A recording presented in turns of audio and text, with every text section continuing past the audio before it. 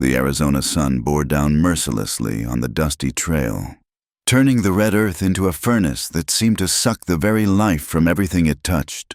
Nora Quinn pressed her cracked lips together, tasting copper and dust as she stumbled along the wagon ruts leading to Verde Crossing. Her boots, once sturdy Irish leather, were now held together by prayer and stubbornness, much like herself. She'd been walking for 2 days since fleeing Prescott, her water gone since noon yesterday. The weight of her father's old Colt revolver pulled at her hip, a reminder of the life she'd left behind and the marriage she'd refused. Better to die free in the desert than live caged in a mansion, she thought, though her parched throat made her question that conviction. The Verde River appeared like a mirage through the heat shimmer, its waters running low but still flowing. Verde Crossing sprawled along its banks, a collection of sun-bleached buildings that looked as tired as she felt. The ferry sat beached on the near shore, its operator nowhere in sight, probably drunk in the shade, if he had any sense. Nora half stumbled, half ran down the embankment to the river's edge. She dropped to her knees in the mud, cupping the silty water to her lips. It tasted of minerals and desperation, but it was the sweetest thing she'd ever drunk. She splashed her face, letting the coolness wash away 2 days of trail dust and fear. That's when she saw it, a leather pouch caught in the roots of a cottonwood, half submerged in the shallow current. The morning light caught on something metallic protruding from its torn side. Curious, Nora waded in ankle-deep and pulled it free. The pouch was heavy, waterlogged, and when she opened it, her breath caught. Money, stacks of it, bound with the Southern Pacific Railroad's paper bands. A payroll shipment, by the look of it. She glanced around nervously. Stolen money didn't just wash up by accident. Someone would be looking for this. "Step away from that bag, miss." The voice came from behind her, deep and controlled. Nora spun, her hand instinctively moving toward her father's gun, but froze when she saw the rifle aimed at her chest. The man holding it sat atop a paint horse, his badge catching the sun UDOT-S, Marshal's deputy, though he wore it on a vest of worn buckskin rather than a proper uniform. He was perhaps 30, maybe a few years more, with the kind of weathered features that spoke of long days under the desert sun. Dark hair fell past his collar, and his eyes green as the river's name held a wariness that went bone deep. There was something else about him, too. Something in the set of his cheekbones and the bronze of his skin that whispered of mixed blood. "I said step away," he repeated, dismounting with fluid grace while keeping the rifle trained on her. "Hands where I can see them." "I just found it," Nora said, hating how her voice cracked. "I was getting water." "Sure you were." His tone dripped skepticism. "And I suppose you just happened to be at the exact spot where the Devereaux gang's latest haul washed up." "The who?" She raised her hands slowly, the payroll pouch dropping back into the mud. "Mister, I don't know any gang. I'm just passing through, trying to find work." He studied her with those unsettling green eyes, taking in her bedraggled appearance. "Where from?" "Does it matter?" "Everything matters out here." He moved closer, and she caught his scent leather, hoarse and something wild like sage. "Name's Caleb Hart, deputy marshal, working out of Tucson. And you are?" "Nora Quinn." She saw no point in lying. "From Prescott, or I was." Long walk from Prescott. His rifle lowered slightly. "Especially for a woman alone." "I manage fine on my own." "That's so." He gestured at her torn dress, her blistered hands. "Looks like you're managing yourself straight into a grave." Heat flared in her cheeks, anger chasing away fear. "Better than some fates." Something shifted in his expression. A flicker of understanding, perhaps. He lowered the rifle completely, though his hand stayed near his sidearm. "Running from something, Miss Quinn. Aren't we all?" He almost smiled at that. "Almost. Fair enough, but that doesn't explain why you're handling stolen railroad money." "I told you, I just found..." The Devereaux gang hit a Southern Pacific payroll wagon 3 days ago. He interrupted. Killed 2 guards. Made off with near $10,000. That pouch you're holding has blood on it. Miss, so I'll ask again, you working with them? Nora looked down at the pouch, seeing now the dark stains she'd taken for mud. Her stomach churned. No, God, no. I just saw something shiny in the water and thought you'd help yourself. I thought it was lost property. It is. Lost to murdering thieves who'll be looking to get it back. Caleb Hart dismounted fully now, ground tying his horse with practiced ease, which makes you either very unlucky or very stupid, standing there holding it. I prefer unlucky, Nora said, surprising herself with the quip. This time he did smile. Just a quick quirk of his lips. Turn around. What? Turn around. I need to search you for weapons. I have a gun, my father's, on my right hip. His eyebrows rose. And you're telling me this why? Because I'm not a thief or a killer, and because you strike me as a man who'd shoot first if surprised. Smart observation. He moved behind her, his hands professional as he lifted the Colt from her holster. Any other surprises? Just a knife in my boot, for practical purposes. He retrieved that too, then stepped back. All right, Miss Quinn, turn around. She faced him again, chin raised despite her circumstances. He was studying her father's gun with interest. This is quality iron, Irish make, if I'm not mistaken. Your father have money. He died 6 months ago. My condolences. He seemed to mean it. That when you left Prescott, 2 days ago. 6 months is a long time to wait to run. Nora's jaw tightened. There were arrangements to settle. Debts, expectations. She couldn't bring herself to say marriage. When I settled them in a way certain people didn't like, it seemed prudent to leave. Caleb Hart nodded slowly, as if pieces were falling into place. Let me guess. Some wealthy man thought your father's death meant you were his for the taking. The accuracy of it stunned her. How did you... It's an old story out here. Miss Quinn, pretty girl, no protection, vultures circling. His expression darkened, though usually the girl doesn't make it this far into the desert alone. I'm tougher than I look. You'd have to be... He holstered her weapons on his own belt, then bent to retrieve the payroll pouch. Here's what's going to happen. You're coming with me to Verde Crossing. We'll get this money secured. Then you'll give a statement to the town marshal about finding it. And then you're free to go, assuming your story checks out. How do I know you're really a deputy? Nora asked. Badge could be stolen.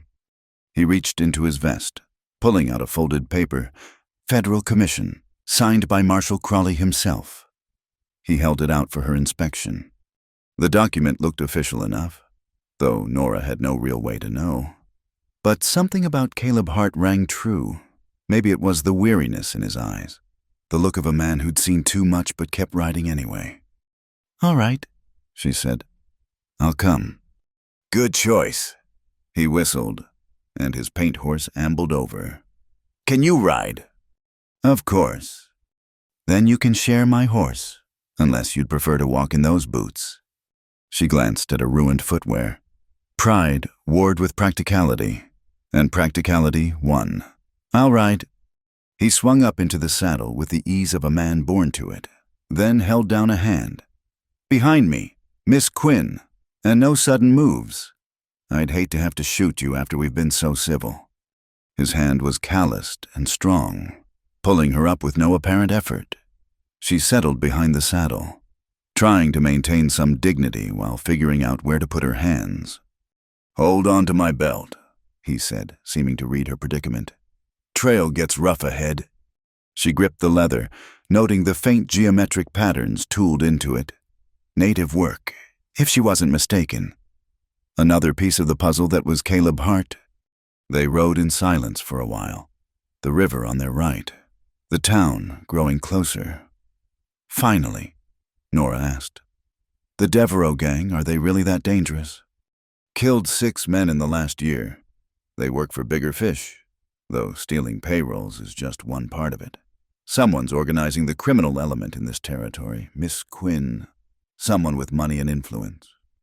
And you think I might know who I think you turned up at an interesting time in an interesting place. In my experience, there's rarely such a thing as coincidence. The town proper came into view larger than she'd expected, with a main street of false-fronted buildings and more saloons than churches. The railroad depot sat at the far end, new timber gleaming in the sun. Progress coming to the desert, whether the desert wanted it or not. Where are we going? She asked as he turned away from what looked like the marshal's office. Valdez boarding house first. Get you cleaned up and fed. You'll make a better witness when you don't look half dead. I don't have money for... Mrs. Valdez owes me a favor or two. Besides, he glanced back at her. If you're telling the truth about just finding that money, then you've done the railroad a service. They might even pay a reward. And if they think I'm lying, then you'll need more than a reward to help you. The boarding house sat on a side street, a 2-story adobe building with a painted sign reading, Casa Valdez Clean Beds, Hot Meals. A woman emerged as they approached, short and sturdy, with steel-gray hair and a tight bun and sharp brown eyes that missed nothing. Caleb Hart, she called out in accented English. What trouble do you bring to my door now? The helpful kind. Mrs. Valdez. He dismounted, then helped Nora down. This is Miss Quinn. She needs a room and a meal. Mrs. Valdez's gaze swept over Nora, taking in every detail from her ruined boots to her sunburned cheeks. Running from something? Mia? Not anymore, Nora said firmly. Just looking for honest work. The older woman's expression softened slightly. You can cook. Yes, ma'am, and I can read, write, and keep accounts. Educated girl in the desert. How interesting. Mrs. Valdez looked at Caleb. On your word. Marshal. On my word, though she'll need to stay put until some questions get answered. Don't they always, Mrs. Valdez gestured Nora inside. Come, child. You need water and shade before you fall over. Nora started forward, then paused, looking back at Caleb Hart. My father's gun. We'll be at the marshal's office when you're cleared to have it. His expression was unreadable. Stay out of trouble. Miss Quinn, the Devereaux gang doesn't take kindly to people who interfere with their business, intentional or not. I'll keep that in mind. He touched his hat brim, a gesture that might have been mockery or respect, she couldn't tell which. Then he was mounting up again, the payroll pouch secured to his saddle. That one, Mrs. Valdez said, watching him go. Carries more weight than a man should, but he's fair. If you're honest, you have nothing to fear from Caleb Hart. And if I'm not? The older woman's smile held edges. Then you'd better be a very fast runner, Mia, very fast indeed. As Nora followed her into the cool dimness of the boarding house, she wondered what she'd stumbled into. The stolen money, the dangerous gang, the green-eyed deputy who seemed to see too much. It was more trouble than she'd bargained for. But it was also opportunity, a chance to prove herself, to build something new from the ashes of her old life, if she could survive long enough to seize it. Outside, the Verde River flowed on, carrying secrets in its muddy current, and somewhere in the desert, dangerous men were looking for what Nora Quinn had found. The morning heat was already building when Nora emerged from the boarding house kitchen, her arms aching from kneading bread since before dawn. 2 weeks had passed since Caleb Hart had brought her to Mrs. Valdez's door, and in that time, she'd proven her worth 10 times over.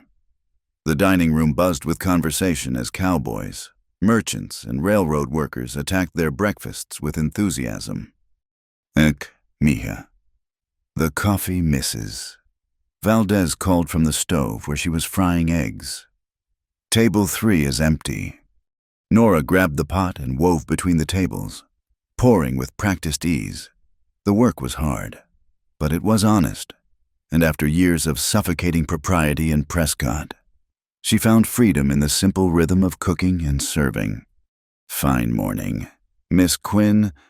She looked up to find Sam Grady, the young deputy marshal, smiling at her from table 3, unlike Sheriff Dugan, who made her skin crawl with his calculating looks. Sam had proven himself a decent sort, eager, perhaps too trusting, but genuine. Morning, deputy, the usual. If it's not too much trouble. He glanced around, then lowered his voice. Heard there was some commotion down at the stockyards last night. Might want to keep your doors locked. Before Nora could ask what he meant, the dining room door banged open. 3 men entered, trail dust still clinging to their clothes. The conversation died as every eye turned to them. The leader, a lean man with pale eyes and a scar that pulled his mouth into a permanent sneer, scanned the room like a hawk searching for prey. "Coffee," he said, dropping into a chair. "And whatever's hot." His companions flanked him, one thick set with mean little eyes, the other younger, nervous, his hand never straying far from his gun. Nora's stomach tightened. These weren't ordinary cowboys. "Mrs." Valdez appeared at her elbow. "I'll handle this table, mija," she murmured, but the scarred man's voice cut through. "No, let the pretty one serve us." His pale eyes fixed on Nora. "You're new here, ain't you, darlin'?" "New enough," Nora replied, keeping her voice steady as she poured coffee. His sleeve rode up as he reached for the cup, revealing part of a tattoo, a horse's head with the letter D worked into the design. Devereaux! The realization hit her like cold water. These were the men Caleb had warned her about. "Heard there was some excitement couple weeks back," the scarred man continued. "Railroad money turning up in unexpected places. You wouldn't know anything about that, would you?" "I serve food, sir, not gossip." He laughed, a sound like gravel in a pan. "Sir, I like that. Respectful." He leaned back, studying her. "What's your name?" "Darlin'." "Nora." "Just Nora." "Just Nora." The thick-set one muttered something in French. The leader silenced him with a look. "Well, just Nora. Maybe you can help us. We're looking for something that belongs to us, something that went missing near the river." His smile was all teeth. "Anybody finding our property would be smart to return it. Real smart." "I'll keep that in mind." "You do that." He pulled out a gold coin, far too much for breakfast, and set it on the table. "For your trouble." Nora left the coin where it lay. "Mrs. Valdez handles the money." His eyes narrowed, but before he could respond, boot heels rang on the wooden floor. Caleb Hart stood in the doorway, his presence filling the room like a storm cloud. "Jericho," he said, addressing the scarred man. "Didn't expect to see you in town." "Deputy Hart." Jericho's smile widened. "Just passing through, having breakfast with this charming lady. Miss Quinn has work to do." Caleb's tone brooked no argument. "Don't you, ma'am?" Nora seized the escape. "Yes, excuse me, gentlemen." She retreated to the kitchen, hands trembling as she set down the coffee pot. Through the service window, she watched Caleb take a seat where he could see Jericho's table. The tension in the room was thick enough to cut. 20 minutes later, Jericho and his men left, but not before the leader caught Nora's eye one last time. The message was clear, this wasn't over. "You all right, mija?" "Mrs." Valdez asked, finding her gripping the edge of the sink. "That was them. Wasn't it the Devereaux gang?" "Part of it. Jericho Bouchard is Devereaux's right hand. If he's sniffing around you..." She shook her head. "You need to be careful." The day dragged on, each shadow making Nora jump. When her shift ended, she found Caleb waiting outside. "Walk with me," he said, and it wasn't a request. They headed toward the river, the late afternoon sun painting everything gold, Jericho doesn't come to town without reason, he began. What did he want? To scare me, I think. He mentioned the railroad money. Did you tell him anything? There was nothing to tell. He stopped, turning to face her. Miss Quinn, these men tortured a station agent last month just for the fun of it. If they think you have information about their money, I don't know anything. That won't matter to them. His green eyes were deadly serious. You need protection. From who, Sheriff Dugan? She laughed bitterly. He was in the saloon last night, drinking with Henry Lowell from the bank. They didn't look like they were discussing law enforcement. Caleb's expression darkened. What did you hear? Nothing specific, but Mr. Lowell kept mentioning property deeds and water rights. Something about the railroad needing land. Son of a... He caught himself. Pardon, but this confirms what I've suspected. Someone's playing a bigger game here, and the Devereaux gang is just one piece. They'd reached the river, its waters even lower than when she'd arrived. The drought was worsening, turning tempers as dry as the land. There's something else, Nora said. When I was cleaning rooms today, I found this in one the Devereaux men had used. She pulled out a crumpled paper, a partial map with marks along the river. Caleb studied it intently. These are the properties Lowell's been pressuring people to sell. Every one of them has water access. He folded the map carefully. Miss Quinn, you may have just given me the evidence I need. Then we take it to the authorities. What authorities? Dugan's dirty. The mayor's in Lowell's pocket, and the nearest federal judge is 3 days' ride. He ran a hand through his dark hair. No, we need more proof. Solid evidence of the connection between Lowell, Devereaux, and whoever's running this scheme. A shout from town interrupted them. Black smoke billowed from the direction of the stockyards. As they ran back, they found chaos pens broken open, cattle stampeding through the streets, and the auction house ablaze. The Murphy brothers heard, someone yelled. They refused to sell to Lowell yesterday. Nora and Caleb joined the bucket brigade, fighting the flames as cowboys tried to corral the panicked cattle. In the confusion, she glimpsed Jericho across the street, watching with satisfaction. He touched his hat to her mockingly before disappearing into the smoke. Hours later, exhausted and covered in soot, the townspeople gathered at the ruined stockyard. The Murphy brothers stood among the ashes of their livelihood, faces grim. That's it, the elder Murphy said. We'll take Lowell's offer. Got no choice now. Don't, Nora surprised herself by speaking up. This is what they want. To break you, force you to sell cheap. Easy for you to say, miss, Murphy replied bitterly. You didn't just lose everything. She's right, Caleb added. This was arson, intimidation. We can what? Sheriff Dugan had arrived, his bulk imposing despite his disheveled appearance. You got proof it was arson. Deputy witnesses or just more of your wild theories?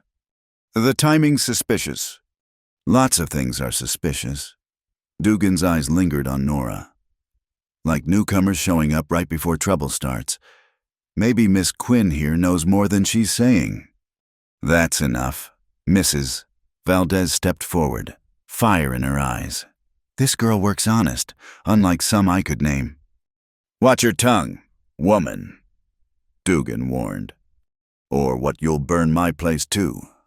The crowd murmured uneasily. Lines were being drawn. Sides chosen. Nora felt the weight of eyes on her, some sympathetic, others suspicious. That night, she couldn't sleep. Every creak of the boarding house sounded like footsteps, every shadow a threat. Near midnight, something scraped against her window, heart pounding. She crept to the glass and peered out. A piece of paper was wedged in the sill. With trembling fingers, she retrieved it. You have something we want. Tomorrow night, the old cottonwood by Miller's Bend. Come alone or the Mexican woman's place burns next. D-Day. D for Devereaux. Nora sank onto her bed, mind racing. She should tell Caleb, but the threat against Mrs. Valdez. These people had shown they'd follow through. A soft knock interrupted her thoughts. "Mija, Mrs. Valdez's voice. I saw your light." Nora let her in, wordlessly handing her the note. The older woman's face hardened as she read. "Bastardos," she muttered. "They think they can threaten me. I won't let them hurt you because of me." "Child, I've faced worse than these cobardes." "Mrs." Valdez sat beside her. "My husband died fighting men like this. I won't bow to them now." "But your home, your business—" "Can be rebuilt. Your life cannot—" She gripped Nora's hands. "We tell Caleb. Tonight." They found him at the sheriff's office, going through wanted posters by lamplight. His face darkened as he read the note. "Miller's Bend," he mused. "Isolated, good sight lines. Perfect for an ambush." "So I don't go—" "No, you go." At their shocked looks, he explained. "But not alone. This is our chance to catch them red-handed. I'll position men in the rocks above. When they show themselves, you'll arrest them." His smile was grim. "That's the plan." But Nora saw the doubt in his eyes. They all knew plans rarely survived contact with desperate men. Still, what choice did they have? The Devereaux gang had made their move. Now it was time to respond. As dawn broke over Verde Crossing, painting the sky crimson, Nora wondered if she'd live to see another sunrise. The stakes were rising, the danger real. But something had awakened in her, not just fear, but determination. These men thought her weak, a pawn to be used. They were about to learn otherwise. The scarred moon hung low as she prepared for what might be her last night. But in her heart, beside the fear, burned something else. The fierce flame of a woman who'd found something worth fighting for. The Valdez Ranch sat 3 miles outside Verde Crossing, a modest spread of adobe buildings and corrals nestled against a low rise of hills. Caleb had insisted on moving Nora here after the Miller's Bend ambush had gone sideways. Jericho's men had smelled the trap and vanished like smoke, leaving only hoofprints and a mocking note pinned to the cottonwood. Now, a week later, Nora found unexpected peace in the rhythm of ranch life. She helped prepare breakfast while 10-year-old Lupita Valdez practiced her letters at the kitchen table, tongue poking out in concentration. "Is this right, Miss Nora?" the girl asked, holding up her slate. "Perfect," Nora smiled, adjusting one letter. "Your handwriting is better than mine was at your age." "Mama says education makes us strong," Lupita declared proudly. "Your mama is right, Mrs." Valdez entered with her eldest, Mateo, a quiet young man of 21 who worked as the town's blacksmith. His powerful arms bore the marks of his trade, but his eyes held a gentleness that reminded Nora of his mother. "Caleb's here," Mateo announced, nodding toward the window. "Looks like he's been riding hard." Indeed, both horse and rider were covered in trail dust. Caleb dismounted stiffly, accepting the water Mateo offered with grateful thanks. His eyes found Nora immediately. "We need to talk," he said, privately. They walked to the small grove of mesquite trees behind the barn, the morning shadows providing cool relief. Caleb seemed to struggle with his words, running his hand through his hair in that gesture she'd come to recognize as deep agitation. "What is it?" she prompted. "I've been investigating Baxter Kane," he began. "The cattle baron. He owns half the territory's water rights. Has judges in his pocket. Untouchable. Or so everyone thinks." "You found something." "More than something." He met her eyes. "Nora, what I'm about to tell you, it doesn't leave this grove. You understand?" She nodded, throat tight at his intensity. "Baxter Kane is my father." The words hung between them like a physical thing. Nora stared, trying to reconcile the ruthless land baron's reputation with the man before her. "Your father," she repeated slowly. "But your name?" "Hart was my mother's name. Sarah Hart, daughter of gentle rain." His smile was bitter. She was Cheyenne. Kane took her as his companion when she was 17. When she got pregnant, he set her up in a house outside Tucson, visited when it suited him. Publicly, he never acknowledged me. Nora's heart ached at the pain layered beneath his matter-of-fact tone. Caleb. She died when I was 15. Lung fever. Kane showed up at the funeral, stood in the back like a stranger. That night he offered to send me east to school if I never used his name or claimed any connection to him. His hands clenched. I told him what he could do with his offer. Is that why you became a lawman, to stand against men like him? Maybe, or maybe I'm just trying to prove something to a man who never gave a damn about me. He laughed harshly. But here's the thing, I've been tracking financial records, and Kane's empire is built on more than cattle. He's bankrolling the Devereaux gang, using them to drive out small landowners so he can buy cheap, and Lowell at the bank. He's Kane's front man. Can you prove it? Not in court. Not yet. But I found something else. He pulled out a folded paper. A surveyor's report showing underground streams aquifers that could turn this desert green. The properties Kane's targeting all sit above this water. He's not just stealing land. Nora, he's stealing the future. She studied the map. Understanding dawning. The railroad expansion will need water. Whoever controls it controls everything. He took the map back. If Kane succeeds, every drop of water in Verde Valley will flow through his hands. He'll own this territory more surely than any government. We have to stop him. He looked at her sharply. Nora, you don't understand. Kane destroys anyone who opposes him. My mother spent her whole life looking over her shoulder, afraid he'd decide we were too much trouble. I won't have that for... He stopped abruptly. For what? She asked softly. He turned away. You should go back east. You're educated, capable. There's nothing for you in this violence. There's honest work. Good people like the Valdezes. She moved closer. There's the chance to build something real, not just survive on someone else's terms. And if you die trying, then I die free. She touched his arm, felt him tense. Caleb, I ran from one prison. I won't run to another. Whatever Kane and his men are planning, I'm already part of it. That won't change if I leave. He turned back to her then, something raw in his green eyes. You don't know what you're risking. Don't I? She thought of her father's desperate attempts to secure her future through marriage. How she'd watched him waste away trying to protect her. I've been someone's pawn before. Never again. A shout from the house interrupted them. They ran back to find Mateo holding a telegram, his face grim. From Sam Grady, he said. There's been an accident at the Murphy Ranch. Both brothers are dead. Accident! Caleb's voice was sharp. Their wagon went off the road at Devil's Turn, but Sam says the brake lines looked cut.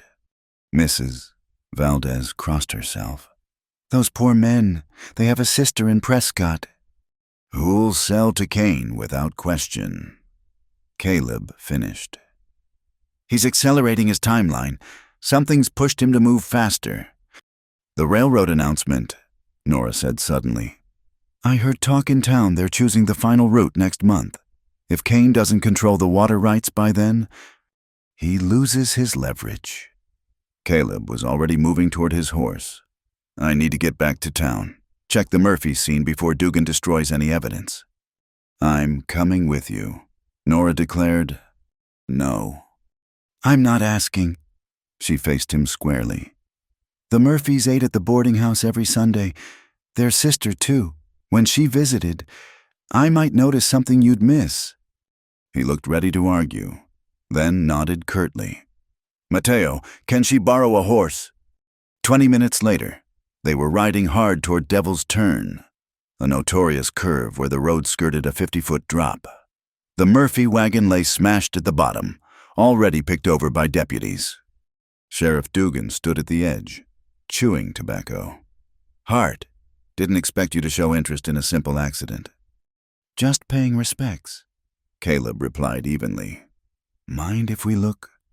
Look all you want. Nothing to see but tragedy. They climbed down carefully. The wagon was destroyed.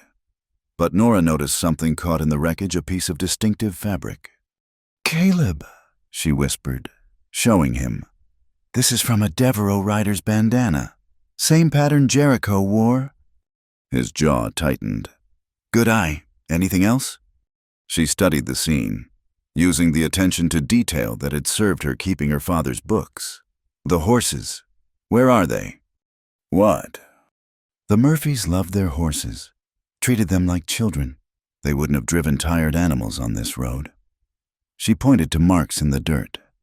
"Those hoof prints there running straight, not swerving. The horses weren't spooked. They were driven." "Driven off the cliff. After the brothers were already dead," she concluded. "This was murder, staged to look like an accident." Caleb looked at her with new respect. "You're sure?" "As sure as I can be without seeing the bodies." She met his gaze steadily.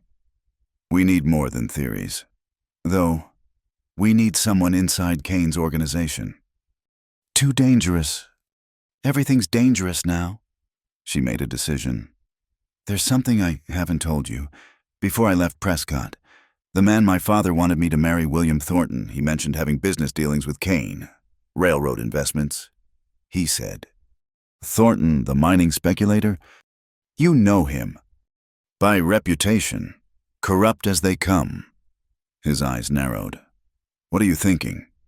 "If Thornton's involved with Kane, he might have documents, correspondence, proof of the conspiracy."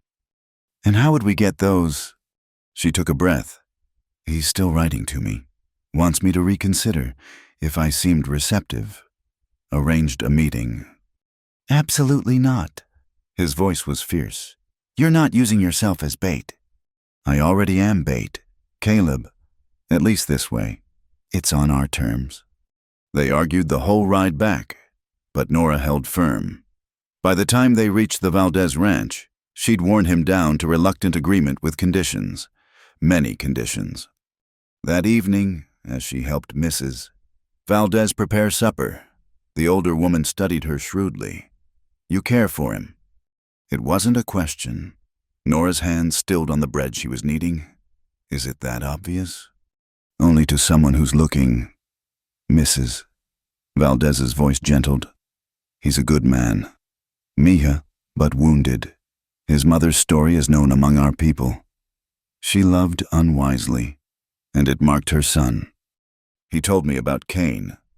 Did he tell you Kane still sends men to watch him, that every promotion, every success Caleb achieves, his father knows about?" Nora's stomach clenched. "No. Kane may not claim him, but he's possessive in his way. Be careful, child. Men like Baxter Kane don't let go of what they consider theirs, even the sons they deny."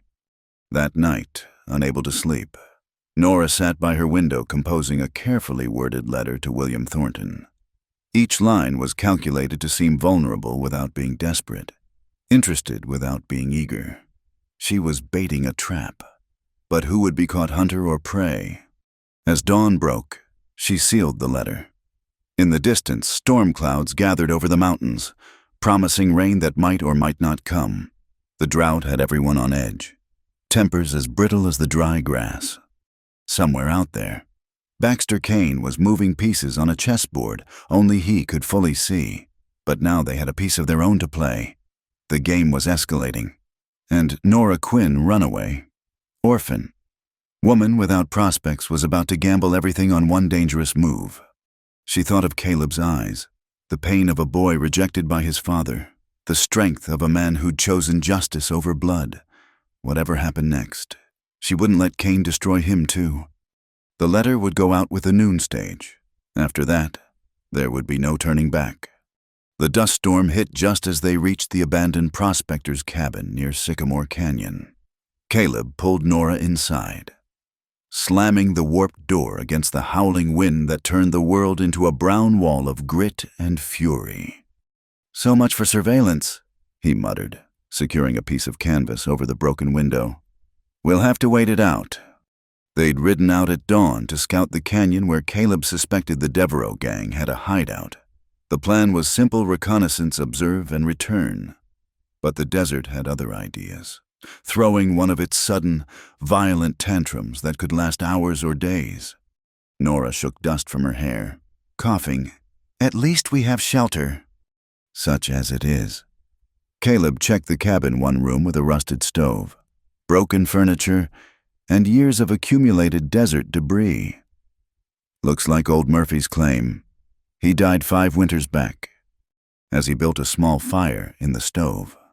Nora explored their temporary refuge in a corner. She found an old oil lamp with a bit of fuel still in it. The golden light pushed back the storm's premature twilight. "Your shoulder," she noticed. "You're favoring it." "It's nothing." But when he tried to remove his jacket, he winced. "Let me see." She moved closer, and he stilled at her nearness. "Caleb, you're bleeding." During their hasty dismount, he'd scraped against the cabin's rough wall, tearing through his shirt to the skin beneath. "I've had worse," he said, but let her help him out of the jacket. Nora found a relatively clean piece of cloth in her saddlebag and the canteen of water. "This might sting," she warned, beginning to clean the wound. Her hands were gentle but sure, and she felt him relax gradually under her touch. "Where'd you learn field medicine?" he asked. "My mother, before she died, she said a woman should know how to heal as well as she knows how to hurt." She worked in silence for a moment. "Though I was better at the accounts than the nursing." "You're doing fine." His voice had dropped lower, and when she glanced up, their faces were very close. The lamplight caught the green of his eyes, turning them deep as the river for which Verde Crossing was named. Neither moved for a heartbeat, then 2. The storm raged outside, but inside the cabin, another kind of tension built. Nora's hands stilled on the bandage she was tying. "Nora," he said softly, reaching up to touch her face. His thumb brushed across her cheekbone, and she leaned into the touch without thinking. "I know," she whispered. "I know all the reasons why not. You're worried about your father, about the danger, about propriety." "Propriety?" Despite everything, his lips quirked. "When have you cared about that?" "Never," she admitted. "But you do. You're careful, controlled, always doing the right thing." "Not always." His hand slid into her hair. "God knows, not now."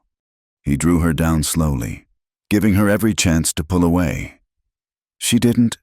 Their lips met in a kiss that was gentle at first, almost hesitant.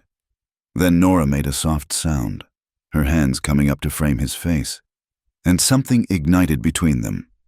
When they broke apart, both were breathing unsteadily. Caleb's eyes were dark with desire, but also with wonder, as if he couldn't quite believe she was real. "I've wanted to do that since the day you stood in that river, soaking wet and defiant," he confessed. "Only that," she teased gently, though her heart was racing. He pulled her closer, settling her beside him on the old blanket he'd spread by the fire. "You terrify me," he said against her hair. "Not because of my father or the danger. Because of how much I want you, need you. Because of how empty my life was before you walked into it." "I was the empty one," she said, turning in his arms to face him fully. "Going through motions, surviving but not living. Then I met you by the river that day, and even though you were pointing a rifle at me," she laughed softly, "I felt more alive than I had in years." He kissed her again, deeper this time, his hands tangling in her hair. She responded with equal passion, all the tension and fear of the past weeks transmuting into something fierce and beautiful. When his lips found the sensitive spot where her neck met her shoulder, she gasped. "Caleb." "Tell me to stop," he said roughly. "Tell me this is wrong, that we should wait, that—" She silenced him with her mouth on his. "Never," she said when they parted. "I've spent my whole life waiting for other people to decide my fate. No more." She pulled back to meet his eyes fully. I choose this. I choose you. Something shifted in his expression, then the last walls coming down. Nora, he breathed, and her name was a prayer on his lips. Outside, the storm howled on, but inside their small shelter, they created their own world. Each touch was a promise, each whispered word a vow. They moved together with careful passion, clothes becoming impediments to be gently removed, skin seeking skin in the firelight. Are you certain? He asked one final time, poised above her, his control visible in the tension of his arms. She drew him down, arching up to meet him. I've never been more certain of anything, she whispered. Then, with tears gathering in her eyes from the intensity of emotion, I met you by the river as a virgin, but your hands have made me a woman in love. Nora! Her name broke from him like a dam bursting. My love, my heart. What followed was sacred two souls finding home in each other while the desert raged outside. They moved together in ancient rhythm, pleasure and tenderness intertwined. When release found them, it was with soft cries and whispered endearments, holding each other as if they could merge into one being. Afterward, they lay entwined beneath the blanket, listening to the storm begin to abate. Caleb traced lazy patterns on Nora's bare shoulder, marveling at the silk of her skin. No regrets, he asked quietly. None, she said firmly, then smiled. Though Mrs. Valdez will take one look at me and know. Probably, he agreed, unrepentant. She knows everything. What happens now? Nora asked, turning serious. Your father is a problem for tomorrow. He tightened his arms around her. Tonight, you're mine and I'm yours. The rest of the world can wait. But even as he spoke, they both heard horses approaching despite the dying storm. Caleb was on his feet instantly, reaching for his gun. Stay down, he ordered, peering through a crack in the door. His body tensed. 3 riders. Can't make out, wait. The lead rider's voice carried through the wind. Cabin should be around here. Boss wants the whole canyon checked before tomorrow's shipment. Devereaux men? Caleb and Nora exchanged quick glances. This was the confirmation they'd needed. Something big was happening in the canyon tomorrow. Get dressed, he whispered. Quietly, we need to. The door burst open. Caleb spun, gun raised, but there were too many. 3 men, weapons drawn, led by a familiar scarred face. Well, Jericho drawled, taking in their disheveled state with knowing eyes. Deputy Hart and his lady? How cozy. Lower your weapons, Caleb commanded, authority ringing despite their disadvantage. I'm a federal officer. You're a half-breed bastard playing lawman. Jericho cut him off. And she's the girl who's been asking too many questions. His pale eyes fixed on Nora with disturbing intensity. Boss wants to meet you, darling. Both of you. Kane, Caleb's voice was carefully controlled. Jericho's smile widened. Oh, he's real interested in having a family reunion. Seems you've been poking around in affairs that don't concern you. Deputy, time to answer for that. More men appeared too many to fight. Caleb lowered his gun slowly, his jaw tight with fury and calculation. Smart man, Jericho said. Now, we can do this civilized-like, or we can do it hard. Your choice. Caleb looked at Nora, and she saw the apology in his eyes. But she lifted her chin, finding courage in what they'd just shared. Whatever came next, they would face it together. We'll come, Caleb said finally. But if you harm her, nobody's harming nobody. Long as you cooperate. Jericho gestured to his men. Tie them, and boys, be gentle with the lady. Boss wants her in good condition. As rough hands bound their wrists, Nora caught Caleb's eye. No regrets, she mouthed silently. His answering look said everything: love, promise, determination. Whatever Baxter Kane had planned, whatever trials lay ahead, they had this truth between them now. They had chosen each other in the midst of the storm. And sometimes, love was the strongest weapon of all. The riders led them out into the clearing night, toward Sycamore Canyon and whatever destiny awaited. Behind them, the abandoned cabin held their secret, a moment of perfect connection in an imperfect world, a memory that would sustain them through whatever darkness lay ahead. The Verde Crossing jail was little more than a converted stable with iron bars, but it held Caleb effectively enough. Sheriff Dugan had arrested him that morning on charges of tampering with evidence in the Murphy case, charges that wouldn't hold up in any honest court, but honesty was in short supply these days. Nora paced the boarding house kitchen like a caged cat, her mind racing. After Jericho's men had captured them at the cabin, they'd been taken to see Baxter Kane at his ranch. The meeting had been brief but chilling. Kane had studied his unacknowledged son with cold eyes, then dismissed them both with a warning, "Stop interfering, or I'll stop you permanently." They'd been released at dawn, only for Dugan to arrest Caleb hours later. The message was clear. Kane was done with subtle threats. "You'll wear a hole in my floor, mija, Mrs., Valdez said, kneading bread with practiced violence. "Sit, eat something." "I can't." Nora pressed her hands flat on the table. "Kane's moving his pieces. The railroad announcement is in 2 weeks. If we don't act, then we act." The older woman's eyes were fierce. "You think we'll let them take Caleb? That man has helped every family in this barrio. Now we help him." A knock interrupted them.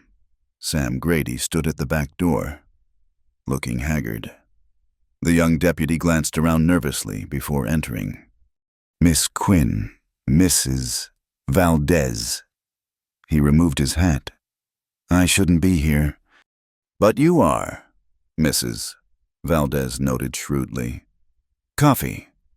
"Thank you." He accepted the cup gratefully. "Sheriff Dugan's lost his mind. Those charges against Caleb, they're pure fabrication. I saw the Murphy wagon myself. The brake lines were definitely cut." "Can you testify to that?" Nora asked urgently. Sam's jaw tightened. "I aim to, but first we need to get Caleb out. Dugan's talking about transferring him to Yuma Prison tomorrow. Says it's for his own protection, but accidents happen on prison transfers," Nora finished. "Especially to men who threaten Baxter Kane's empire." "Exactly." Sam pulled out a folded paper. "I've been doing some digging of my own. Found this in Dugan's desk. It's a deed transfer, post-dated, for every property along the Verde, all made out to Kane Holdings." Nora studied the document. "These signatures, they're forgeries. The Murphy brothers, the Hendersons, even old Tom Martinez, who died last month. Kane's not waiting for people to sell anymore," Sam said grimly. "He's just taking what he wants, and with Dugan and Judge Thornton in his pocket." "Thornton," Nora's blood chilled. "Judge Thornton is William Thornton's uncle." "Course he is. That whole family's rotten." Sam paused. "Why, you know them." She thought quickly. Her letter to William had gone out days ago, before everything went wrong. "Just by reputation. Sam, can you get me in to see Caleb?" "Dugan's at the saloon. Won't be back for hours." He stood. "But we'd better be quick." 20 minutes later, Nora stood outside Caleb's cell. He looked tired but unbroken, rising immediately when he saw her. "You shouldn't be here," he said, gripping the bars. "Where else would I be?" She covered his hands with hers. "Sam's with us. And Mrs. Valdez is organizing. You have more friends than you know. Friends can't fight Kane's money and influence." "Maybe not, but they can bear witness." She told him about the forged deeds. "If we can get these to the federal marshal in Tucson, that's a 2-day ride. They'll move against me long before then. Then we make sure you're not here when they do." She glanced at Sam, who was keeping watch. "Tonight, during the shift change." Caleb shook his head. "Breaking me out makes me a fugitive. I won't live that way, and I won't put you in danger." "I'm already in danger." Her voice rose. then dropped as Sam gestured for quiet. "Caleb, they know about us, about the cabin." She felt heat rise in her cheeks, but pushed on.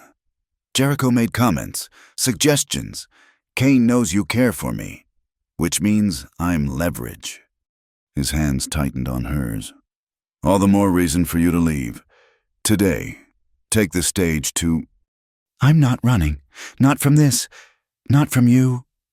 She leaned closer, dropping her voice to a whisper. "I meant what I said in that cabin. Every word." "Nora!" "Someone's coming," Sam warned. She squeezed Caleb's hands once more. "Tonight, be ready." As they hurried out, Nora's mind was already working. Breaking Caleb out was only the first step. They needed evidence, allies, and most of all, they needed to expose Kane's conspiracy before he consolidated his power completely. Back at the boarding house, she found unexpected help waiting. Mateo Valdez sat at the kitchen table with 3 other men, local ranchers who'd been fighting Kane's pressure tactics. "Miss Quinn," Mateo nodded. "Mama told us about Caleb. We want to help." "Why risk it?" she asked bluntly. "Kane could destroy you all." "He's already destroying us." One of the ranchers, Jim Cooper, replied. "Poisoned my well last month. Can't prove it, but my cattle started dying right after I refused his offer." "My nephew disappeared," another added. "Spoke out against Kane at a town meeting. Haven't seen him since." "If we don't stand now, when will we?" Mateo asked simply. "Caleb Hart's the only lawman who ever treated us fair. We owe him." Nora felt a surge of hope. "Then here's what we need to do." They planned through the afternoon, each person taking a role. Mrs. Valdez would create a distraction at the jail. Sam would ensure the right doors were unlocked. Mateo and his friends would have fresh horses ready. And Nora, "I'll get the evidence to Tucson," she said firmly. "I know the federal marshal there, James Morrison. My father did business with him." "It's too dangerous," Mateo protested. "A woman alone." "Won't be alone," she interrupted. "Caleb and I will go together. 2 witnesses are better than 1. As sunset approached, nerves stretched taut. Nora prepared for the night's work, strapping her father's gun to her hip and hiding the forged deeds in her bodice. Whatever happened, these documents had to reach Marshal Morrison. A commotion outside drew her to the window. Her heart sank. William Thornton had just arrived on the evening stage, accompanied by 2 hard-looking men. He stood in the street, immaculate despite the journey, scanning the town with proprietary eyes. Her letter. He'd come in response to her letter, arriving at the worst possible moment. "Mrs. Valdez appeared at her shoulder. "Trouble." "Complications?" Nora admitted. "That's William Thornton. He thinks I'm going to marry him." The older woman snorted. "Over my dead body. You belong with Caleb." "If we can keep him alive long enough." She turned from the window. "William's presence changes things. He'll go straight to his uncle, the judge. They'll know something's planned." "Then we move now," Mrs. Valdez decided, "before they can react." As if in answer to their urgency, young Lupita burst through the door. "Mama, there's smoke! The livery stable's on fire!" They rushed outside to see flames licking at the building next to the jail. The fire bell clanged as townspeople formed a bucket brigade. In the chaos, Nora spotted Sam Grady unlocking the jail's side door. "Now, Mrs. Valdez said, "Go." Nora ran through the smoke and confusion, finding Caleb already free and armed. Their eyes met across the chaos, and she saw relief flood his face. "The horses," she said simply. Mateo had them ready in the alley, 2 strong mounts with supplies already loaded. As they swung up, William Thornton's voice cut through the noise. "Nora, stop!" He stood at the alley mouth, his hired men flanking him. "What are you doing? This man's a criminal." "The only criminals here work for your family," she shot back. "Get out of our way, William!" I can't do that. He drew a pepperbox pistol. You're confused. Led astray. Come with me now, and we'll sort this out properly. Caleb had his gun half drawn, but Nora stopped him with a touch. This was her battle. I'm not confused, she told William clearly. I'm not led astray. I'm choosing my own path, and it doesn't include you. It never did. You wrote to me to get evidence of your family's corruption, which I found.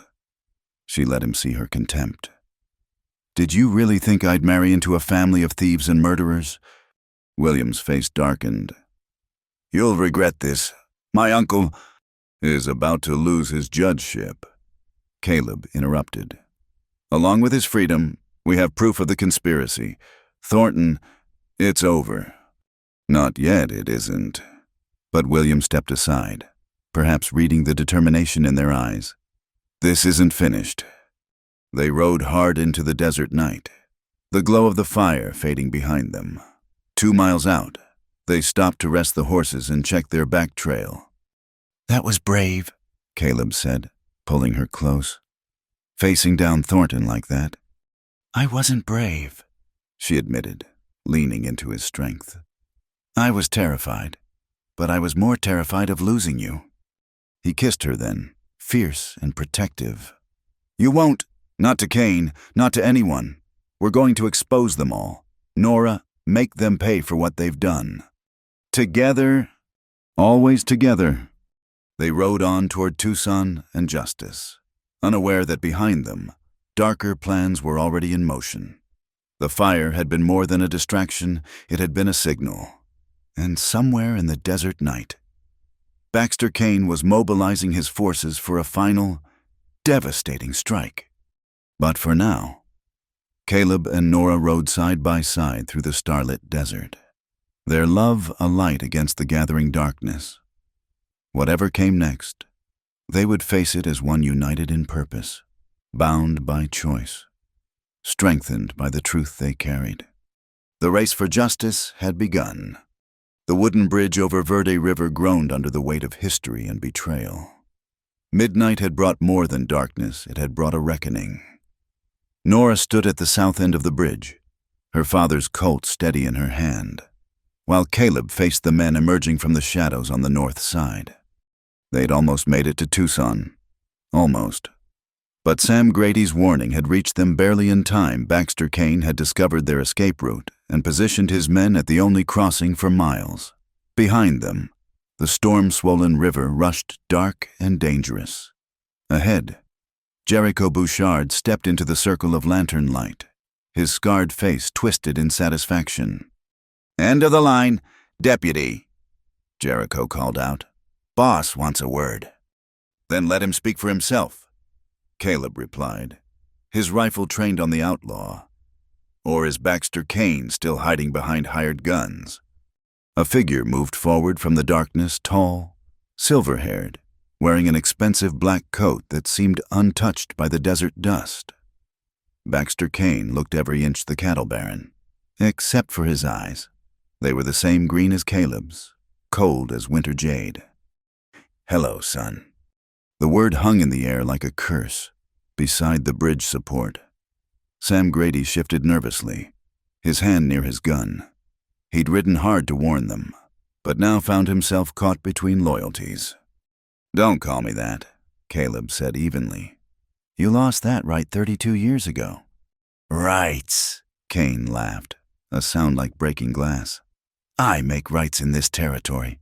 I decide who prospers, who fails, who lives. His eyes found Nora. Who dies? The federal marshals know everything, Nora said, surprising herself with how steady her voice sounded. The forged deeds, the murders, your connection to the Devereaux gang, it's over. Is it? Kane seemed amused. My dear girl, do you think you're the first to try bringing me down with pieces of paper judges can be bought? Witnesses can disappear. Even federal marshals can have accidents. More men materialized from the shadows, a dozen at least, all armed. Among them, Nora recognized Sheriff Dugan, sweating despite the cool night air. "This is wrong. Kane." Dugan muttered, "Arresting them is one thing, but—" Having second thoughts. "Sheriff," Kane's voice carried lethal softness. "How unfortunate, Mr. Bouchard." Jericho's gun swung toward Dugan, who paled. "No, I'm with you, Mr. Kane. All the way." "Good. Then arrest these fugitives, dead or alive." Kane's smile was winter cold. "Preferably dead." "You're going to murder a federal deputy." Caleb kept his voice calm, but Nora could see the tension in his shoulders. "That brings the whole government down on you. A half-breed bastard who broke out of jail and kidnapped an innocent woman." Kane shrugged. "Tragic, but hardly murder. Miss Quinn was clearly forced to accompany you. Stockholm Syndrome. The alienists call it. Poor girl never had a chance." "That's a lie." Nora stepped forward, fury overcoming fear. "I chose him. I'll always choose him." "How touching." Kane's eyes narrowed. "You know, Miss Quinn, you remind me of someone, another foolish girl who thought love mattered more than reality. She died young, too."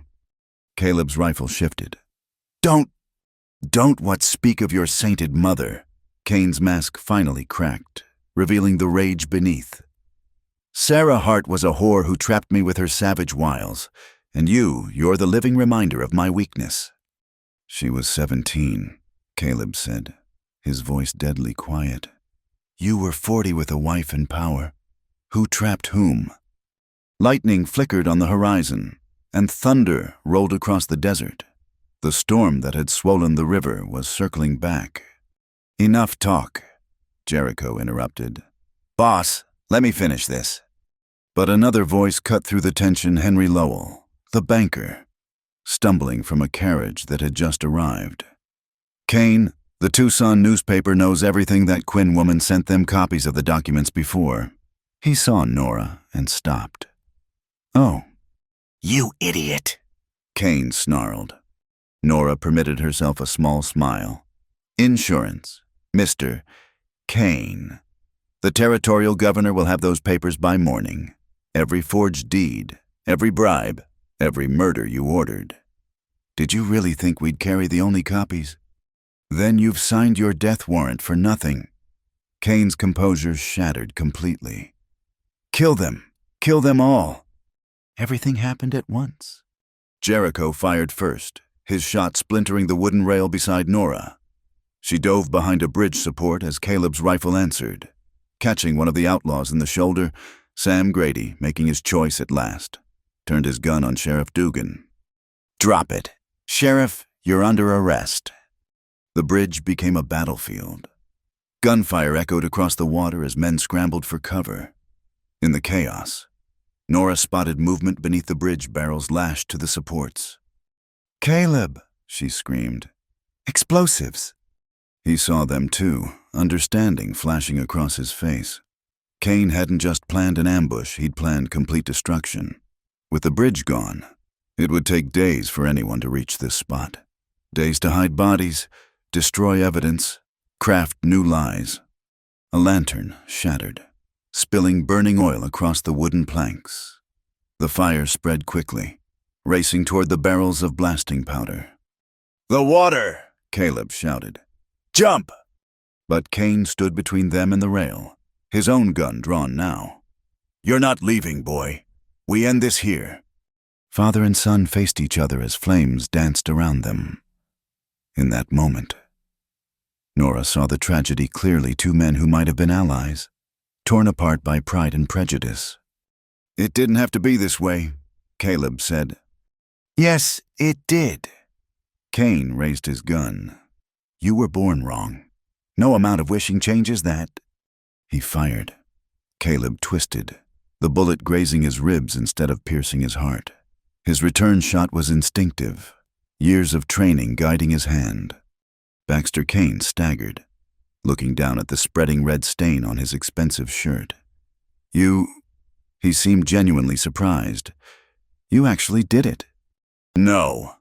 Caleb moved forward. catching his father as he fell. "Don't die. Face justice. Live with what you've done." Cain coughed, blood on his lips. "Sarah, she said you'd be remarkable. I should have listened." The bridge shuddered as the first explosion rocked its foundations. Jericho and his remaining men fled for solid ground, abandoning their employer. Henry Lowell screamed, trapped as burning planks collapsed around him. "We have to go." Sam appeared through the smoke, supporting a wounded Sheriff Dugan. "Now." Caleb looked down at his father dying, defeated, but still his blood. With a sound of anguish, he lifted Cain over his shoulder. "No man dies on my watch," he growled. "Not even you." They ran as the bridge came apart around them. Nora grabbed a rope trailing from the rail, using it to swing down to the water's edge. The river was high and fast, but it was their only chance. Another explosion, the main supports giving way. Caleb jumped, still carrying Cain. Sam pushed Dugan off and followed. They hit the water hard, the current immediately seizing them. Nora fought to keep her head above water, searching desperately for Caleb. There, struggling with Cain's dead weight, trying to reach the shore. She swam hard, reaching them just as Caleb's strength began to fail. "Let him go!" she shouted over the roar of water and flame. "Can't," his eyes were wild. "Can't be like him." Together, they dragged Baxter Cain to the muddy bank as the bridge collapsed entirely behind them, taking its secrets and explosives to the bottom of the Verde. On the shore, Sam was administering rough first aid to Dugan, who seemed to have found his conscience at last. "I'll testify," the sheriff wheezed. "Tell everything. Can't live with it anymore." Caleb knelt beside his father, checking for signs of life. Cain's eyes fluttered open, focusing with effort. "You saved me," he whispered. "Why?" "Because I'm not you," Caleb replied simply. "I never was." Cain's hand moved weakly, reaching for his son. After a long hesitation, Caleb took it. "Your mother," Cain breathed. Tell her she was right, about you." "Tell her yourself," Caleb said roughly. "When you meet her." A ghost of a smile touched Cain's lips. Then his hand went slack, his eyes staring at nothing. The most powerful man in Arizona territory died in the mud by the river, saved by the son he'd rejected. Caleb closed his father's eyes with gentle fingers. Nora knelt beside him, wrapping her arms around his shoulders as his grief finally broke free. "It's over," she whispered. "No." He looked up, meeting her eyes through his tears. "Now it begins. The trials, the rebuilding, the healing. Are you ready for that?" She kissed him softly, tasting river water and sorrow and hope. "With you always." Dawn found them on the riverbank, survivors of the night's violence, witnesses to the end of an empire. In the distance, riders approached. Federal marshals from Tucson, drawn by Sam's earlier message and the smoke of the burning bridge. Justice was coming to Verde Crossing at last, and Caleb Hart, no longer defined by his father's shame, would help build something new from the ashes. With Nora Quinn at his side, he would forge a different legacy, one of law, not lawlessness, love, not hate. The river flowed on, washing away the blood and ash, carrying their story toward a new day. The circuit judge's gavel echoed through the packed railroad depot, temporarily converted into a courtroom. Judge Samuel Whitmore, brought in from Phoenix to ensure impartiality, surveyed the crowd with sharp eyes. Half of Verde Crossing had squeezed inside, with more gathered at the windows. This wasn't just a trial, it was a reckoning. The territory of Arizona versus Henry Lowell, Jeremiah Dugan, and surviving members of the Devereaux gang. Judge Whitmore intoned. "We'll begin with witness testimony. Miss Quinn, please take the stand." Nora rose, smoothing her simple blue dress. She'd refused offers of finer clothes from sympathetic townswomen. This wasn't a time for pretense. As she placed her hand on the Bible, she caught Caleb's encouraging nod from the front row. "State your name for the record." "Nora Quinn, formerly of Prescott, currently residing in Verde Crossing." The prosecutor, a stern man named Harrison, began gently. "Miss Quinn, please tell the court how you became involved in this matter." She spoke clearly, without embellishment, about finding the stolen payroll, meeting Caleb, and gradually uncovering the conspiracy when she reached the part about the forged deeds. She produced the documents from her satchel. "I compared these signatures to legitimate documents at the town clerk's office. The forgeries were evident even to an untrained eye." "Objection," Lowell's lawyer, a slick man from Tucson, stood. "Miss Quinn has no expertise in handwriting analysis." "She has eyes," Judge Whitmore said dryly, "and common sense. Overruled. Continue, Miss Quinn."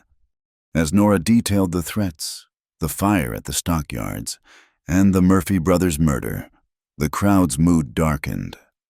These weren't distant crimes, they were attacks on neighbors, friends, family. "The night at the bridge," Harrison prompted. "Tell us what happened." Nora's voice stayed steady as she recounted the ambush, the explosives, Kane's final confrontation with his son. "Mister, Kane intended to destroy all evidence and witnesses. He said as much. If not for Deputy Hart's quick thinking and Deputy Grady's courage, we'd all be dead." The defense lawyer rose for cross-examination, his smile sharp. "Miss Quinn, is it true you fled Prescott to avoid a lawful marriage arrangement?" "I fled an unlawful attempt at coercion." "But you were compromised. Were you not found in questionable circumstances with Deputy Hart?" Caleb started to rise, but Nora's level gaze stopped him. "If you're asking whether I love Caleb Hart, yes, completely. If you're suggesting that love makes my testimony unreliable, you insult every married person in this room." Scattered applause broke out before the judge could gavel it down. "No further questions," the lawyer muttered. Sheriff Dugan took the stand next, his testimony devastating in its detail. Broken by his near-death experience and facing federal charges, he held nothing back. "Kane owned us," he said bluntly. "Me, Lowell, half the territorial government. He had files on everyone, debts, indiscretions, threats. You did what he said or you disappeared." "Why come forward now?" Harrison asked. Dugan's eyes found Sam Grady in the crowd. "Because a better man than me showed courage when it counted. Because I'm tired of being afraid." He straightened. "And because Baxter Kane is dead, can't hurt me now." "But his organization could," Harrison pointed out. "You're still taking a risk." "Maybe, but I've got to live with myself whatever time I got left." Dugan turned to the judge. "I'm guilty. Your Honor, whatever sentence you give, I'll take. But first, let me help put things right." His testimony revealed the full scope of the conspiracy bribed officials, murdered homesteaders, stolen water rights, all funneling wealth to Kane's empire. By the time he finished, several men in the crowd had slipped out, no doubt connected to the corruption themselves. Sam Grady testified next, his account matching perfectly with the others. Then came Mrs. Valdez, dignified and precise, detailing the harassment her family had endured for refusing to sell their land. "They poisoned our well," she stated, "killed our milk cow, left threatening notes. But we stayed. This is our home." One by one, victims came forward. Jim Cooper and his poisoned cattle. The Hendersons, driven off their land by mysterious fires.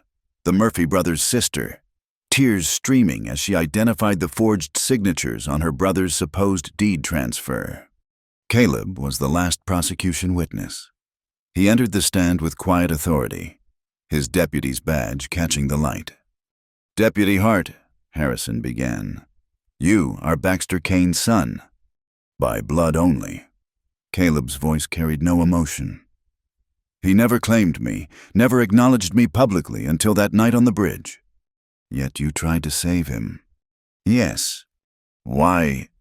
Caleb was quiet for a long moment. Because justice and vengeance aren't the same thing.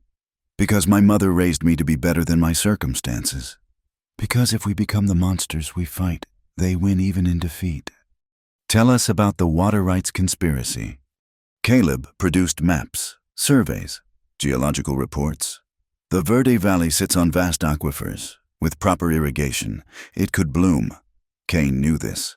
He was systematically acquiring every access point, planning to control water distribution when the railroad expansion arrived. Water is life in the desert, Harrison noted. Control water. Control everything, Caleb finished. Every farm, ranch, town, every life would depend on Cain's mercy, and mercy wasn't in his nature.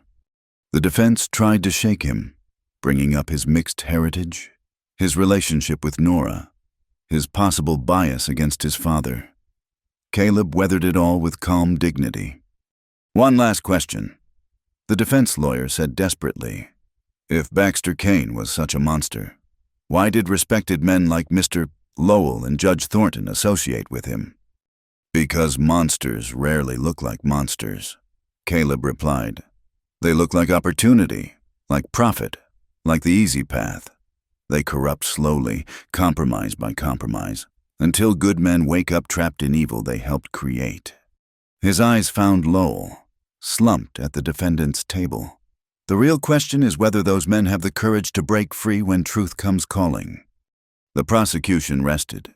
The defense, demoralized by the weight of evidence and testimony, managed only a weak assertion that their clients were merely businessmen caught up in Cain's schemes.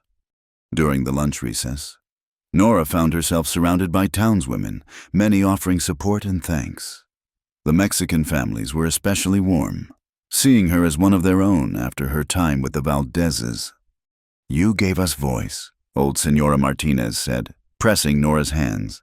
You and Deputy Hart, you stood when others knelt. When court reconvened, Judge Whitmore's summation was brief but pointed. The evidence shows a criminal conspiracy of shocking scope, reaching into the highest levels of territorial authority. The death of Baxter Cain doesn't erase the crimes committed in his name. The jury, 12 men chosen from surrounding towns to ensure impartiality, retired. They were back in 2 hours. Guilty on all counts. Henry Lowell collapsed. Sheriff Dugan nodded as if he'd expected nothing else. The captured members of the Devereaux gang showed no emotion. Judge Whitmore's sentences were harsh but fair. Lowell got 20 years for fraud and conspiracy to commit murder. The gang members faced federal prison for robbery and murder. Dugan, in recognition of his cooperation, received 5 years with possibility of early release. Furthermore, the judge continued, all properties illegally acquired through this conspiracy are hereby restored to their rightful owners or heirs. Water rights will revert to the territorial government for fair distribution. The crowd erupted in celebration, but Judge Whitmore wasn't finished. This territory stands at a crossroads. The railroad brings progress, but progress without justice is merely oppression by another name. Let this trial serve as warning the law will not bend to wealth or power. Not anymore. As people filed out, Caleb approached Lowell. The banker looked up with tear-reddened eyes. I had a good life, Lowell whispered. A family, respect, enough money. Why wasn't it enough? Only you can answer that, Caleb said quietly. But you have 20 years to figure it out. Use them wisely. Outside, Verde Crossing seemed to breathe again. People walked taller, spoke louder, planned freely. The shadow of Baxter Cain had lifted. That evening, a celebration spontaneously erupted. Tables appeared in the street, laden with food. Mexican guitars competed with Irish fiddles as the community came together in joy and relief. Nora found herself dancing with Caleb under stars that seemed especially bright. Around them, the Valdez family laughed with the Coopers, while Sam Grady awkwardly courted the schoolteacher. It's not over, Caleb warned softly. Cain had partners back east. They'll send others. Then we'll face them, Nora replied. Together, all of us. He spun her, and she laughed, feeling lighter than she had in years. "Mrs. Valdez asked when we're getting married." "What did you tell her?" "That I was waiting for a proper proposal." Caleb stopped dancing, dropping to one knee right there in the street. The music faltered as people noticed. "Nora Quinn," he said, loud enough for all to hear. "You brought light to my darkness, courage to my fear, and love to a heart I thought broken beyond repair. Will you marry me?" "Yes," she said simply, and the crowd erupted in cheers. As they kissed, the territorial governor's special commission arrived, appointing Caleb as acting sheriff until proper elections could be held. Sam Grady would be his deputy, the first step in cleaning up law enforcement. Standing there in the street they'd fought to free, surrounded by people they'd helped save, Nora and Caleb began to see the future taking shape. It would require work, vigilance, and sacrifice, but it would be built on justice, not fear, on community, not division. The age of the cattle barons was ending. The age of law had begun, and at its heart stood a deputy who chose justice over vengeance, and a woman who chose love over safety. Together, they would help Verde Crossing grow into something Baxter Kane could never have imagined, a place where water flowed freely, where all people had a voice, where hope ran deeper than any aquifer. The trial was over. The real work was just beginning. The morning sun painted Verde Crossing in shades of gold and promise. 6 months had passed since the trial, and the town bore little resemblance to the fear-gripped settlement Nora had first encountered. New buildings rose where burned ones had stood. The sound of hammers and saws filled the air as the community rebuilt itself, stronger than before. Nora stood on the porch of the new schoolhouse, watching children of all backgrounds stream through the doors. Mexican, Irish, German, even a few Apache children from the reservation, all learning together in the building that had risen from the ashes of Cain's corruption. "Morning, Mrs. Hart," called out young Lupita Valdez, her arithmetic primer clutched proudly to her chest. "Morning, Lupita. Did you practice your multiplication tables?" Yes, ma'am," the girl beamed before darting inside. Mrs. Hart. The name still felt new, though she and Caleb had married 3 months ago in a ceremony that brought the whole valley together. Mrs. Valdez had outdone herself with the feast, while Mateo had crafted iron decorations that now graced their small home by the river. "Admiring your handiwork," she turned to find Caleb approaching, his sheriff's star glinting in the morning light. He moved easier these days, the weight of his father's legacy no longer bowing his shoulders. "Our handiwork," she corrected, accepting his kiss. "The whole town built this, but you organized it. You and that formidable committee of yours." He grinned. "I heard Mrs. Chen threatened to beat Thomas O'Brien with a rolling pin if he didn't contribute lumber." "That's a vicious rumor," Nora said primly. "She merely suggested that accidents could happen in kitchens." Their laughter mingled with the sound of children reciting lessons. Through the window, they could see Sarah Mackenzie, the new teacher from St. Louis, guiding her students with patient enthusiasm. "Any trouble?" Nora asked, knowing Caleb had been investigating reports of strangers asking questions about water rights. Sam handled it. Just speculators, hoping to grab land before the railroad announcement. They left quick enough when Sam explained our new policies. His expression grew serious. "The Water Commission meets today. You ready?" The Verde Water Commission, Nora's brainchild and her greatest challenge, comprised of representatives from every community in the valley. It would oversee fair distribution of water resources. No more monopolies. No more using drought as a weapon. "I've prepared the proposals. Equal access guaranteed. Usage based on acreage and need, not wealth or connections." She touched the leather portfolio under her arm. "Your mother would be proud." Caleb's eyes softened. He'd been visiting Sarah Hart's grave regularly, finally able to honor her memory without his father's shadow intervening. "She would be of both of us." They walked toward the town hall. passing the bustling marketplace. The Hendersons had reopened their general store, while Jim Cooper's ranch supplied fresh beef to the restaurants. Even the Murphy Ranch had found new life under the management of the brother's sister, who'd returned from Prescott with fierce determination to honor their memory. At the depot, construction crews worked on the new railway spur. The railroad had chosen Verde Crossing after all, drawn by the promise of reliable water and stable governance. Progress was coming, but on the town's terms this time. Sheriff Mrs. Hart. Sam Grady jogged toward them, no longer the uncertain youth who'd once served under Dugan. His deputy's star sat square on his chest, earned through courage and dedication. That federal inspector's here. Wants to see the water surveys. I'll handle it. Nora said, "You two have that meeting with the Apache delegation." Caleb nodded. One of his first acts as sheriff had been to reach out to the Apache bands, seeking cooperation rather than conflict. It hadn't been easy. Generations of mistrust ran deep, but progress was being made. The Water Commission meeting drew representatives from across the valley. In the months since Kane's fall, they'd organized themselves, finding strength in unity. Nora presented her proposals clearly, fielding questions and concerns with the same steady competence she'd once used to manage her father's failing business. The aquifer studies show sufficient water for all current residents plus reasonable growth, she explained, pointing to Mateo's carefully drawn maps. But only if we manage it wisely. No more bleeding the river dry for profit. What about disputes? Asked Friedrich Hoffman, representing the German farming community. Who decides if someone's taking too much? The commission, by majority vote, with appeals to the territorial court if needed. Nora met each representative's gaze. This only works if we trust each other.